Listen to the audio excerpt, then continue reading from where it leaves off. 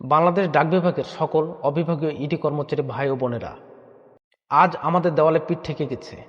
বছরের পর বছর রোদ বৃষ্টি ঝড় উপেক্ষা করে আমরা দেশের বিভিন্ন প্রান্তে সেবা দিয়ে আসছি এবং বাংলাদেশ ডাক বিভাগের চাকা সচল করে রেখেছি আমরাই। দেশের বিভিন্ন প্রান্তে চিঠি, পার্সেল এবং সরকারি সেবা প্রত্যেকটি ঘরে ঘরে পৌঁছে দিচ্ছে একমাত্র আমরাই। কিন্তু বিনিময়ে আমাদেরকে বাংলাদেশ ডাক বিভাগ কি দিচ্ছে? সামান্য কিছু ভাতা, যা দিয়ে বর্তমান সমাজে অর্থাৎ বর্তমান বাজারে একটা দিনও চলা অসম্ভব। আমাদের কি পরিবার নেই? যেখানে বাংলাদেশে সর্বনিম্ন শ্রম আইন পরিচালিত আছে, সেই আইন অনুসারেও আমাদেরকে দেওয়া হয় না ভাতা বা বেতন। তাই আজ আর ঘরে বসে থাকার সময় আমাদের নেই।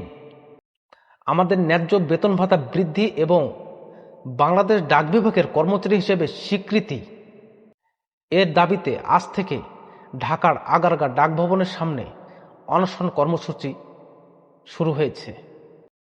আমাদের দাবি কোনো দয়া বা ভিক্ষা নয়, এটা আমাদের অধিকার। এই অনশন আমাদের অস্তিত্বের লড়াই, আমাদের মর্যাদার লড়াই। তাই দেশের বিভিন্ন প্রান্তে থাকা ইডি ভাই ও বোনেরা, আপনারা এখনো যারা ঘরে বসে আছেন, আপনাদের প্রতি আমার আকুল আবেদন, আপনারা এই কর্মসূচিতে যোগদান করুন এবং নিজেদের মধ্যে থেকে এই মনোভাবটা দূর করুন, সে গেলে হবে, ওই গেলে হবে। কারণ দাবিটা হচ্ছে আপনারও। তাই আজকে আর ঘরে বসে থেকে সময় নষ্ট করবেন না।